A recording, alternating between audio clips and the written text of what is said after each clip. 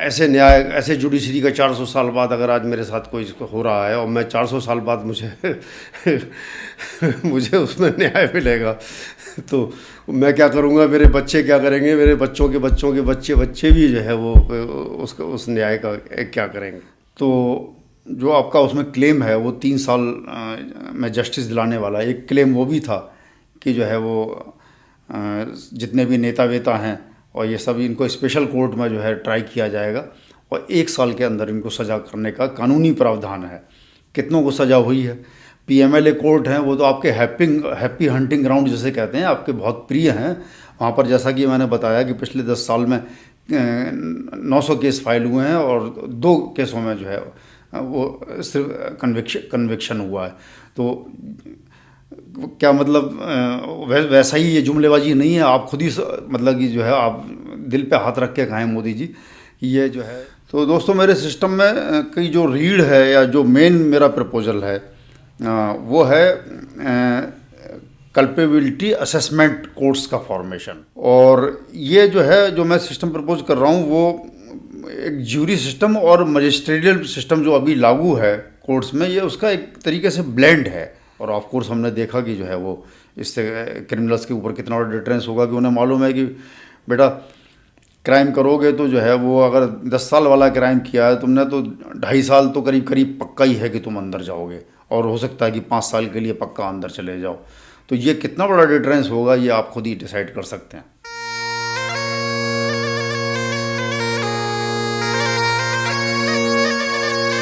दोस्तों मैं हूँ डीपी सिंह और स्वागत है आपका राजतरंगिणी की यूट्यूब महफिल में। दोस्तों राजतरंगिणी में हम दुनिया जहान के तकरीबन हर विषय पर चर्चा करते हैं,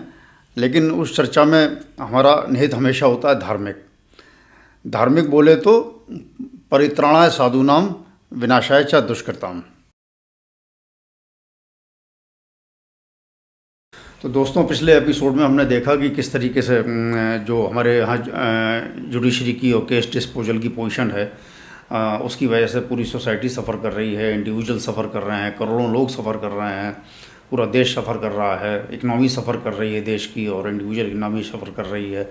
एक ब्रेड विनर की डेथ हो जाती है, किसी जो है रास्ते में आ रहा है, किसी ने मगिंग के लिए उसको जो है वो रोका, उसने ज़रा सा अरेस्ट किया, उसके जो है वो चाकू निकाल दिया, गोली मार दी, पूरी फैमिली तबाह हो जाती है। और ऐसी 1-2 फैमिली नहीं, हज़ारों लाखों फैमिली तबाह हो रही हैं। उसके अलावा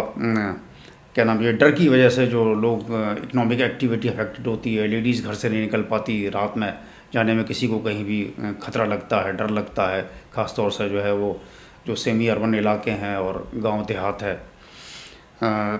तो सभी लोग सफ़र कर रहे हैं। और केस डिस्पोजल की स्थिति ये है कि अगर हो जाए, जिसकी वजह से जो केस डिस्पोजल नहीं हो रहे हैं, अपराधी बेखौफ घूम रहे हैं और अपराध करने में ज़रा सा भी उन्हें 1 सेकंड का जो है वो डर नहीं लगता या सोचते नहीं हैं वो। तो केस की ये स्थिति है कि जैसा पिछले एपिसोड में देखा था कि जिस रेट से केस डिस्पोजल हो रहा है, और अगर आज की तारीख में एक भी नया केस दर्ज ना हो आज की तारीख से लेके, तो भी पुराने केसों के डिस्पोजल में 400 साल लग जाएंगे। तो अगर मेरे साथ आज कोई क्राइम होता है और 400 साल बाद मेरा जो है फैसला होता है, तो उस फैसले का मैं क्या करूँगा, क्या मेरे बच्चे करेंगे, बच्चों के बच्चे करेंगे। तो ऐसे ये हमारी दोस्तों न्याय व्यवस्था हो गई है। तो और ये जो समस्याएं हैं जो जैसा कि हम इस एपिसोड में देखेंगे, सारी की सारी जिसको लेके कि लोग तमाम सिर मारते रहते हैं और आज तक कोई समाधान नहीं खोज पाए, तो मैं कहता हूँ कि इसका इतना बहुत ही सिंपल और सच्चा तरीका है और इसमें किसी को कोई ऑब्जेक्शन नहीं होगा, कोई उसमें जो है बहुत बड़ा कोई अमेंडमेंट नहीं लाना, किसी जो है किसी भी वर्ग की तरफ से कोई थोड़ा सा जो मानवतावादी ह्यूमैनिटेरियन जो अपने कहते हैं, जो क्राइम करने क्रिमिनल्स के फेवर में, टेररिस्ट के फेवर में, मर्डरर्स के फेवर में, सुसाइड बॉम्बर और या जो बॉम्बिंग करने वाले हैं उनके फेवर में, और तमाम उनके लिए रात रात में जो है सुप्रीम कोर्ट के दरवाजे खुलवाते रहते हैं, उनको तो ऑफकोर्स ऑब्जेक्शन होगा। वो लोग नहीं चाहते हैं कि इस देश में कोई स्थिति सुधरे, वो चाहते हैं कि असंतोष की लहर दौड़ती रहे, लोग वक्त परेशान होते रहें, जिसकी वजह से जो भी रेजिम है और ये उसके खिलाफ ये सब आंदोलन वगैरह लोगों में जनरली जो है असंतोष की स्थिति रहे, जिससे कि जो है देश में सोशल ट्रस्ट कम हो जाए और अल्टीमेटली देश टूट के बिखर जाए। ये मैं जो ये कहने में कोई गुरेज नहीं है कि इन लोगों की यही इंटेंशन रहती है। तो खैर हमारे पास प्रपोज़ल हैं, जैसा कि हम देखेंगे और हम लोग डिस्कस करेंगे कि इस प्रॉब्लम को जो है एक बहुत ही सिंपल तरीके से जो है वो एक ही झटके में सॉल्व किया जा सकता है। तो मैं आपके सामने अपने प्रपोज़ल रखता हूँ। आप देखने के बाद जो है इस पर कमेंट ज़रूर करिएगा, अपनी राय रखिएगा, जिसको कि फिर हम आगे ये हम कम्युनिटी बिल्डअप एक तरीके से कर रहे हैं और इसको जो है आगे ले जा सकें और इस पर एक हेल्दी जो है डिबेट और कर सकें और इस चीज़ को ज़्यादा से ज़्यादा डिसएमिनेट फैला सकें। दोस्तों, अपना सलूशन पेश करने से पहले मैं मोदी जी से कुछ सवाल करना चाहूँगा। मोदी जी से क्यों? क्योंकि मोदी जी आजकल हमारे भाग्य विधाता हैं। हम लोगों ने उनको जो है वो 3 बार से लगातार अपने भारत का जो है वो और अपना कह सकते हैं कि भाग्य विधाता चुना हुआ है। तो मोदी जी से मेरा ये सवाल है कि आपके जो है आप किसके जो है आर्तनाद या कराहट सुनना चाहेंगे, किसके आंसू जो है को आप ज़्यादा वेट देते हैं? उन लोगों के जो लेफ्ट जो आर्म चेयर लिबरल हैं, प्रोफेशनल हैं, जो समाजशास्त्री हैं, क्राइम वाला हैं और तमाम कानूनविद हैं, जो सिर्फ जो है कुर्सी पर बैठे बैठे गाल बजाते हैं, या एक बूढ़ी विधवा को जो जिसने जो है वो जिसका बच्चा जो है अकेला बच्चा जो है स्ट्रीट क्राइम में जो है अननेसेसरी जिसकी जान चली गई, या छोटे बच्चे जिनकी मदर को जो है वो रेप और मर्डर कर दिया गया, वो बेचारे अनाथ हो गए, माँ विहीन हो गए, या पेरेंट्स जो अपने जिनकी लड़की प्रोस्टिट्यूशन में पता नहीं कहाँ गायब हो गई, वो किसी सूटकेस में भर के जो है वो नाले में फेंक दी गई कि जो है वो प्रोस्टिट्यूशन में बेच दी गई, कि बच्चों को ऑर्गन निकाल लिए गए, उसको जो है इंजेक्शन लगा के, छोटी बच्ची है तो उसको प्रोस्टिट्यूशन करवाया जा रहा है। तो इन लोगों के जो है आप आंसुओं को उनको ज़्यादा वेट देते हैं, या जो आर्म चेयर लिबरल जो है वो जो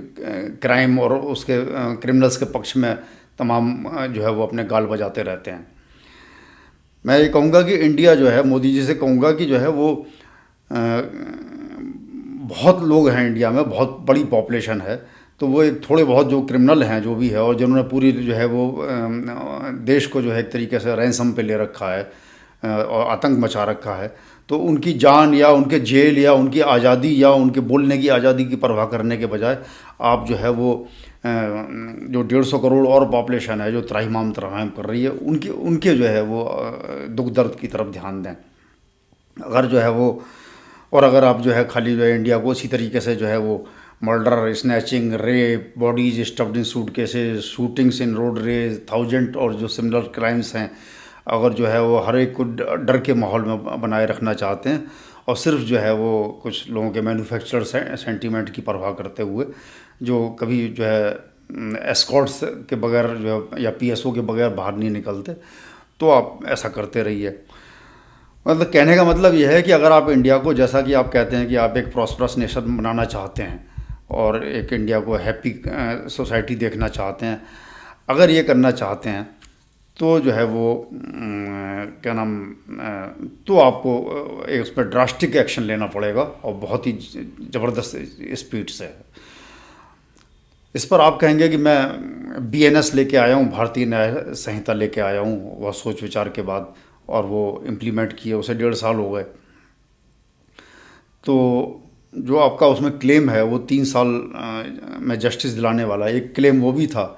कि जो है वो जितने भी नेता वेता हैं और ये सब, इनको स्पेशल कोर्ट में जो है ट्राई किया जाएगा और 1 साल के अंदर इनको सज़ा करने का कानूनी प्रावधान है। कितनों को सज़ा हुई है? पीएमएलए कोर्ट हैं, वो तो आपके हैप्पी हंटिंग ग्राउंड जिसे कहते हैं, आपके बहुत प्रिय हैं। वहाँ पर जैसा कि मैंने बताया कि पिछले 10 साल में 900 केस फाइल हुए हैं और 2 केसों में जो है वो सिर्फ कन्विक्शन हुआ है। तो क्या मतलब वैसा ही ये जुमलेबाजी नहीं है? आप खुद ही मतलब कि जो है आप दिल पे हाथ रख के कहें मोदी जी, ये जो है जैसे वो सब जुमलेबाजी थी, ये बीएनएस खाली जो है, बीएनएस क्या है? आपके जो कम्प्लेक्सिटी जो प्रॉब्लम है, जितनी सीरियसनेस प्रॉब्लम है, बीएनएस तो जैसे कह सकते हैं कि old wine in a new battle से ज़्यादा कुछ भी नहीं है, एब्सोल्युटली कुछ भी नहीं है। तो प्रॉब्लम जबकि इतनी बड़ी है,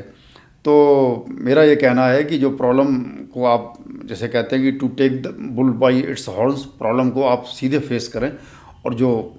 एक उसके लिए एक रिक्वायर्ड जो एक मैं कहूँगा कि रिवॉल्यूशनरी चेंज चाहिए, वो चेंज आप इम्प्लीमेंट करें, तभी जो है वो आपके ये जुमलेबाजी ख़त्म होगी, और तभी आप जो है वो जो आप क्लेम करते हैं कि आपके सपनों का क्या भारत है, आप उसे बना पाएंगे। ये मोदी जी से मेरा सीधा आग्रह है, सीधा कहना। चलिए दोस्तों, काफ़ी रोना धोना हो गया, अब आगे बढ़ते हैं, और मैं आपको जो मैं एक नया सिस्टम प्रपोज करने जा रहा हूँ वो मैं आपके सामने रखता हूँ। तो दोस्तों, मेरे सिस्टम में की जो रीढ़ है या जो मेन मेरा प्रपोजल है वो है कल्पेबिलिटी असेसमेंट कोर्ट्स का फॉर्मेशन। कल्पेबिलिटी असेसमेंट का मतलब कि जो भी केस, क्रिमिनल केस की मैं बात कर रहा हूँ, क्रिमिनल केस आएगा उसमें जो एक्यूज्ड है या हैं, उनकी कल्पेबिलिटी या उनकी उनकी जो क्राइम उन्होंने किया है उसमें उनकी कितनी संलिप्तता है, इसका असेसमेंट करने के लिए और ग्रेडेशन करने के लिए जो है वो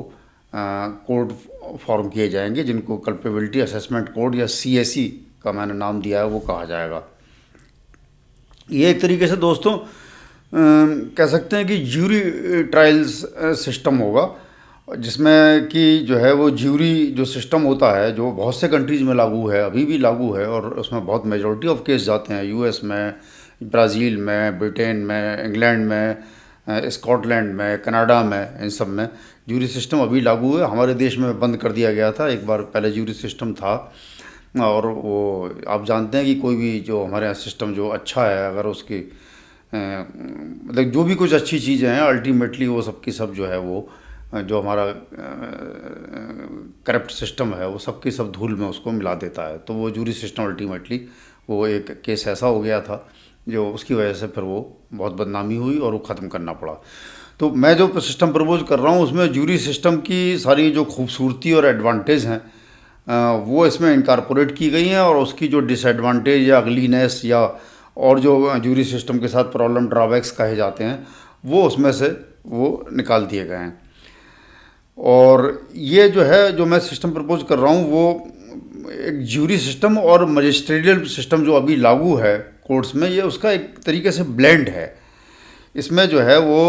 और इसमें जो है वो जो सिस्टम है उसमें सेफगार्ड्स हैं कि वो ना ज्यूरी सिस्टम कोई ज़्यादा हैंकी पैंकी कर पाए, और जो जज हमारे आप जानते हैं जजों की क्या हालत है लोअर कोर्ट में भी, हाई कोर्ट में भी, और करप्शन के मैटर में भी या इन्फ्लुएंस पेडलिंग के मैटर में भी, तो वो जज भी हैंकी पैंकी ना कर पाएँ इसमें बहुत ज़्यादा, कोई उनकी गुंजाइश ना बचे, और ज्यूरी भी जो है एक्सटर्नस कंसिडरेशन, करप्शन या एक्सटर्नल इन्फ्लुएंस से अफेक्टेड ना हो पाए। ये दोनों की दोनों चीज़ें इसमें जो है वो पूरे एनफ सेफगार्ड्स हैं, और दोनों चीज़ें ब्लेंड करके है। तो मैं सिर्फ ये क्रिमिनल सिस्टम के लिए प्रपोज कर रहा हूँ, जो कि जो है करीब हमारे जो देश में जो केसेस हैं उनका 70% ये क्रिमिनल केसेस होते हैं। तो सबसे पहले तो हर स्टेट में एक उसे मैं कहूँगा क्वासी जुडिशल अथॉरिटी जो CAC हैं वो उसका वास्ट पैनल एक फॉर्म कर दिया जाएगा, और जो कि जो है वो हर केस की इंटरिम या प्रोविजनल कल्पेबिलिटी, जो भी जितने भी क्रिमिनल केस होंगे उनकी इंटरिम या प्रोविजनल कल्पेबिलिटी जो है वो निर्धारित करेगा चार्जशीट फाइल होने के बाद, जो पुलिस जो चार्जशीट फाइल करती है। और उसमें एक CAC में अमूमन जो है वो 3 सदस्य होंगे, और जो है वो उसमें जो मेजॉरिटी डिसीजन है 3 में से 2 का वो वैलिड होगा। और जो कमेटी की जो फाइंडिंग्स हैं और जो अपना उसमें देगी वो जो मैंने प्रपोज किया है उसमें जो डिस्ट्रिक्ट जज होता है, और डिस्ट्रिक्ट जज या उसने जो और अपॉइंट कर रखे हैं कोई करेगा एडिशनल डिस्ट्रिक्ट जज, वो उस पर उसको रिव्यू करेंगे, एक शॉर्ट ब्रीफ रिव्यू करेंगे और उसको काउंटर साइन करेंगे, जिससे कि जो है वो ज्यूरी का जो डिसीजन है उसको जो नेसेसरी वैलिडिटी अथॉरिटी जो है वो उसको प्राप्त हो जाए। उसके बाद जो है वो ये मैं क्लियर कर दूं कि वही जो मैंने कहा था पहले कि ये सिर्फ कल्पेबिलिटी असेसमेंट के लिए, प्रिलिमिनरी कल्पेबिलिटी असेसमेंट कोड्स हैं ये, और इसमें जो है ये प्रोविजनल डिसीजन देंगे कि जो एक क्रिमिनल है उसको अभी फ्री रखना है या उसको जेल भेजना है। और जो उसका ट्रायल है वो रेगुलर ट्रायल है वो रेगुलर कोर्ट में जैसे पहले चलता है वो चलेगा। ये जो है जो सिस्टम मैं प्रपोज कर रहा हूँ जो वो इसलिए है बेसिकली कि जो एक तरीके से क्राइम्स की सुनामी आई हुई है उसको रोकने के लिए, डिटरेंस क्रिएट करने के लिए, जो क्रिमिनल्स हैं रिपीट ऑफेंडर्स को अंदर करने के लिए, और जो है वो रिपीट ऑफेंडर्स को ये इंसेंटिवाइज करने के लिए वो कि वो जल्दी से जल्दी अपने केस को आने दें, ना कि उसको जो कोर्स ऑफ जस्टिस है उसको रोकें। और जो रेगुलर कोर्ट्स हैं उनको जो है स्पीडी ट्रायल के में असिस्ट करने के लिए ये CSE बनाई जाने का प्रपोजल है मेरा। और इस CSE में जो करप्शन का कैंसर है और नेपोटिज्म का वो ना घुसे,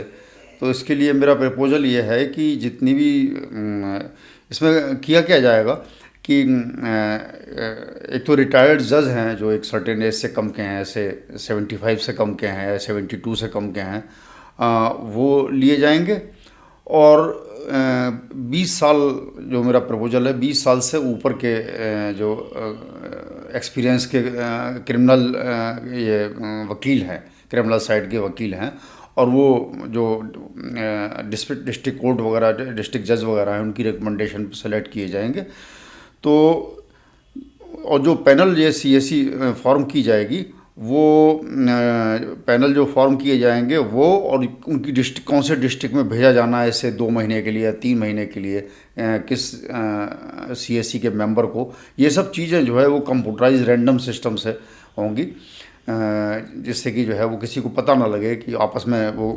कल्यूजन ना कर पाएँ या कार्टेल ना फॉर्म कर पाएँ, या जो दलाल हैं दुनिया भर के, जो आप कोर्ट तो सिर्फ दलालों का अड्डा है, मंडी है, इतने जो है मंडी जो होती है किसानों की, इतने दलाल वहाँ आपको नहीं मिलेंगे जितने दलाल यहाँ मिलेंगे। सारे वकील 80% 70% ना कहा जाए तो 30-40% एक तरीके से दलाली करते हैं, सारे जज दलाली पे चलते हैं। तो ये दलाली ना हो पाए इसके लिए जो है वो रेगुलर बिल्कुल जो है किसी भी CSE के मेंबर को ये पता नहीं होगा कि कल उसके पास कौन सा केस आने जा रहा है। उसको सिर्फ शाम को जो है उस पहले उसे पता होगा कि मैं इसके साथ बैठूंगा, इस पैनल में बैठूंगा, या 1-2 महीने पहले पता चलेगा कि मैं आज मेरी अब इस डिस्ट्रिक्ट में पोस्टिंग होने जा रही है, इस डिस्ट्रिक्ट के लिए मैं अपॉइंट किया जा रहा हूँ सब से 1 महीने के लिए या 2 महीने के लिए या 3 महीने के लिए। उसके बाद जो है किस पैनल में वो डेली पैनल चेंज होगा, और उस पैनल और जो कोर्ट केस जो उसको हैंडओवर किए जाएंगे उनको वो भी सिर्फ पहली शाम को जो है वो हैंडओवर किए जाएंगे। तो आपस में ना तो कार्टेल फॉर्म कर पाएंगे, ना दलाल अप्रोच कर पाएंगे, ना उन्हें पता होगा कौन सा, ये एक सेंट्रलाइज कंप्यूटर के थ्रू होगा। तो ये जो कल्पेबिलिटी असेसमेंट कोर्ट हैं ये जो है इस तरीके से इनमें करप्शन का कोई गुंजाइश, हालांकि इंडियन या कोई भी करप्ट आदमी होता है बहुत ही इंजीनियस होता है, बहुत ज़्यादा चालाक होता है, लेकिन फिर भी जो है मैं नहीं समझता कि इसके बाद जो है करप्शन की बहुत ज़्यादा करने की गुंजाइश रह जाएगी। CSE के पे जो केस आएगा वो चार्जशीट ऑफ कोर्स फाइल होने के बाद आएगा असेसमेंट के लिए। उससे पहले जो जनरली तो जो है वो जो छोटे मोटे क्राइम हैं उसमें जो है वो उसको एक्यूज़ को अरेस्ट नहीं किया जाएगा। सिर्फ हीनियस केसेस में जैसे कि मर्डर है, रेप है, रॉबरी है, जिसमें एक्यूज़ के भागने का डर है, वो उन्हीं केसों में जो है वो जो रेगुलर कोर्ट के सामने जैसे बेल के लिए आते हैं शुरू में, वो रेगुलर कोर्ट उन्हीं के केस सुनेगा, और उससे पहले वो जनरली किसी को जो है वो उसे अरेस्ट नहीं किया जाएगा। तो जो CSE जो होगी वो हमारी, और जो 3 मेंबर्स की जो CSE की पैनल बनेगा वो जो है वो अभी दोस्तों क्या होता है कि जब बेल के लिए केस आता है तो आपने कभी शायद देखा हो कि जब कोर्ट में जो बेल पे अपॉइंट जज होते हैं जो देख रहे होते हैं उनकी कोर्ट में कदम रखने की जगह नहीं होती, मछली बाज़ार होता है, और जो है वो आर्गूमेंट सुनने का वो जो है वो टाइम नहीं होता या कोई माहौल नहीं होता, और आर्गूमेंट मुश्किल से जो है वो आधे घंटे, पौन घंटे, 20 मिनट, ज़्यादा से ज़्यादा 1-1.5 घंटे में वो इधर से उधर से आर्गूमेंट सुन के, और वो जज की मजबूरी है, उसके पास टाइम नहीं है इतना, और वो डिसाइड कर देता है कि आदमी को बेल होनी है या नहीं होनी है। और उसके बाद वो कोई प्राइमा फेसी वो गिल्टी पाता है तभी उसे ऑफ कोर्स जेल भेजता है, उसे बेल डिनाई करता है, लेकिन वो कोई बहुत फेयर सिस्टम नहीं है और उसमें जो है वो गलतियों की बहुत ज़्यादा गुंजाइश है। तो हमारा जो सीएससी होगी, तो जो मैंने असेसमेंट किया है या जो मैंने वो रखा है, उसके पास कम से कम जो है एक आधा दिन, एक एक पहर से लंच से पहले पूरा एक केस सुनने के लिए उसके पास 4 घंटे होंगे। और जो हमारे ट्रायल कोर्ट में जो जज बेल सुनता है वो सिर्फ वकीलों के आर्गूमेंट सुनता है, वो एक्यूज्ड का या उसमें कोई अगर गवाही देना चाहे या जो आरोप लगाने वाला है उसके स्टेटमेंट नहीं सुने जाते। सिर्फ वकील जो है वो मेरिट पे बहस करते हैं। तो यहाँ पर जो 4 घंटे का प्रोविज़न है, 4 घंटे क्या, वो पूरा दिन भी ले सकता है ऑफ कोर्स। सीएससी जो है एक केस सुनने के लिए 4 घंटे ले सकता है, 6 घंटे ले सकता है, पूरा दिन ले सकता है। तो उसमें वो जो भी अपनी वहाँ गवाही देना चाहे, वो चाहे वो एक्यूज़्ड है, चाहे एक्यूज़ की तरफ से गवाह हैं, चाहे जो है जो आरोप लगाने वाला है वो और या कोई और इंडिपेंडेंट गवाह, उसको सीएससी वहाँ पर सुन सकती है। तो इस वजह से जो है उस कोर्ट का जो भी केस आ रहा है, वो ट्रायल जज जो बेल एप्लीकेशन सुनता है उसके मुकाबले बहुत फेयर असेसमेंट जो है, बहुत उससे कहीं ज़्यादा डीप जाके ये हमारी जो सीएससी बनेगी। और उसमें 3 लोग होंगे सुनने के लिए, तीनों अपने अपने क्वेश्चन पूछेंगे, अपने अपनी ओपिनियन फॉर्म करेंगे और एक बेटर जो है एक बैलेंस्ड व्यू उस केस का ले सकते हैं। तो वो जो सीएससी है वो प्राइमा फेसी कह लीजिए या प्रोविजनली या इंटरिम रूप से वो जो केस है उसमें जो एक्यूज है उसके जो कल्पेबिलिटी है उसका असेसमेंट वो 4 ग्रेड पर वो करेगी। तो उसमें वही डिसीजन देगी कि वो जो एक्यूज्ड है वो ग्रेड 1 में उसकी कैपेबिलिटी बनती नहीं। ग्रेड 1 वो होगा जिसमें इनसफिशिएंट या अनसेटिस्फैक्ट्री या डाउटफुल एविडेंस है, और उसमें ये जो सीएससी है वो ये पाती है कि उसको जेल भेजने के लिए जो है कोई बहुत कन्विंसिंग आधार नहीं बनते हैं, या पुलिस को जो है वो further investigation coercive method use करके आगे इन्वेस्टिगेशन करने का कोई आधार बनता है। तो वो पुलिस को आगे इन्वेस्टिगेशन करने के लिए जो है वो कह सकती है, और या अगर नए एविडेंस आ गए तो ऑफ कोर्स वो जो है केस फिर से रिव्यू कर लिया जाएगा अगर नए कोई उसमें एविडेंस जो है वो आते हैं। लेकिन फ़िलहाल के तौर पर उसको ग्रेड 1 वाले को, जो पर्सन को, वो जेल नहीं भेजा जाएगा, और अगर ट्रायल कोर्ट से उसको पहले बेल डिनाई हो चुकी है तो उसको फ्री कर दिया जाएगा। फिर उसके बाद आता है दोस्तों ग्रेड 2। वो ग्रेड 2 देगा जिसमें सफिशेंट एविडेंस है प्राइमा फेसी गिल्टी या प्रोविजनली गिल्टी जो है एक्यूज़ को ठहराने के लिए। तो ग्रेड 2 में जो होगा वो, अगर वो एक्यूज्ड ग्रेड 2 गिल्टी ठहराया जाता है तो उसको जो है वो जो मैक्सिमम डेजिग्नेटेड पनिशमेंट टाइम है उसका 1/4 टाइम के लिए उसको उसको जेल भेज दिया जाएगा। वो जेल टर्म उसका कम हो सकता है अगर नई एविडेंस आ जाए जिसमें कि वो अपने को प्रूव कर सके कि वो गिल्टी नहीं था, या इस बीच में लोअर कोर्ट से जो है वो अगर वो स्पीडी ट्रायल करता है और उसके लिए जो जस्टिस सिस्टम है उसको ब्लॉक नहीं करने की कोशिश करता है, तो अगर उससे पहले लोअर कोर्ट उसको जो है वो उसको एक्विट कर देती है, फ्री कर देती है, तो ऑफ कोर्स उससे पहले छूट जाएगा। लेकिन अगर ऐसा नहीं होता है तो वो ग्रेड 2 के केस में वो 1/4 टर्म जो उसका मैक्सिमम पनिशमेंट का वो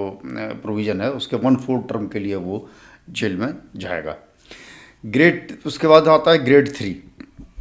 ग्रेड 3 में दोस्तों की बहुत स्ट्रॉन्ग एविडेंस है जिसमें कि जो है वो प्राइमा फेसी से कहीं आगे जाके बढ़कर जो है वो एक्यूज्ड या कई सारे एक्यूज्ड हैं उनको जो है ये हमारी सीएससी गिल्टी पाती है। तो इस केस में जो है वो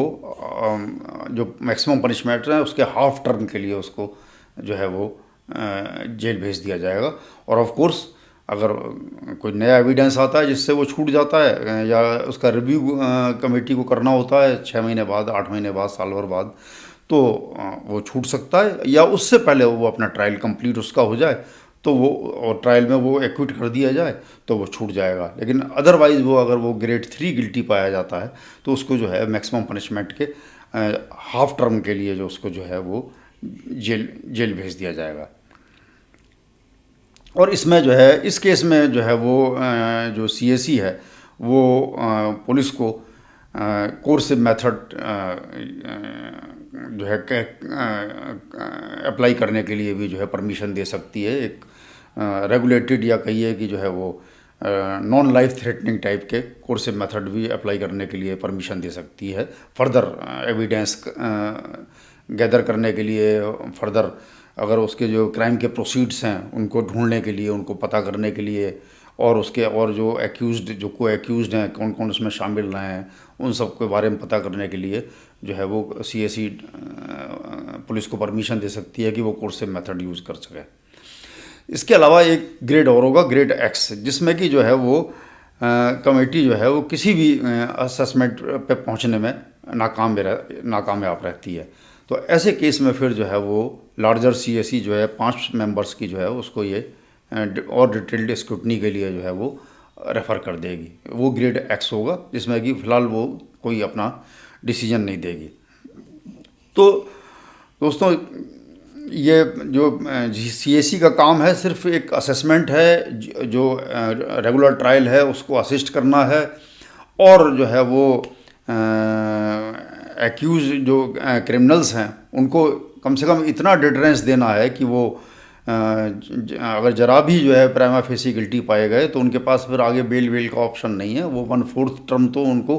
बिताना ही बिताना है, और हो सकता है कि हाफ जो है मैक्सिमम पनिशमेंट का जेल टर्म बिताना पड़े। तो उसमें यह होगा कि जो पोटेंशियल क्रिमिनल हैं जो सोचते हैं कि मैं जो है अगर तुरंत मुझे बेल डिनाई भी हो गई तो मैं फिर से बेल अप्लाई करूंगा, हाई कोर्ट जाऊंगा, हाई कोर्ट में साल भर में 6 महीने में 8 महीने में 1.5 साल में मेरी बेल हो जाएगी, और उसके बाद मैं बिल्कुल छोटे सांड की तरह घूमूंगा और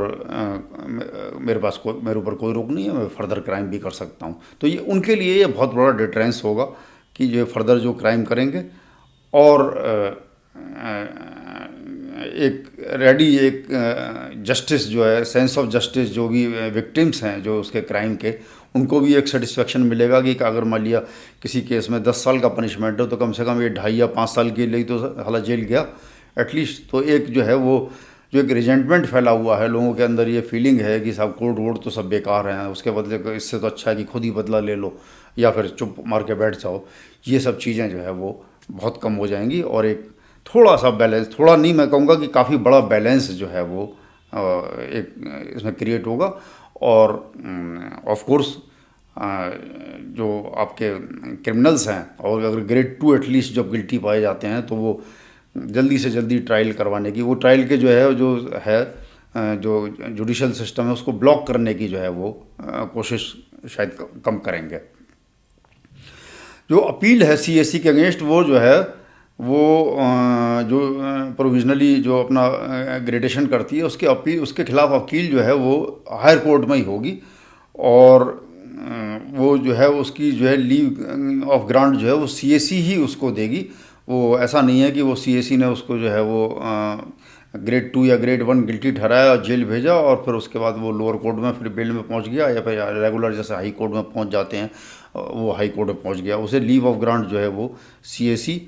ही देगी, या डिस्ट्रिक्ट जज कुछ स्पेसिफिक केसेस में जो है वो जो कि काउंटर साइन करने वाली अथॉरिटी है वो जो है हाई कोर्ट को रेफ़र कर सकता है फर्दर असेसमेंट के लिए, फर्दर बेल के लिए।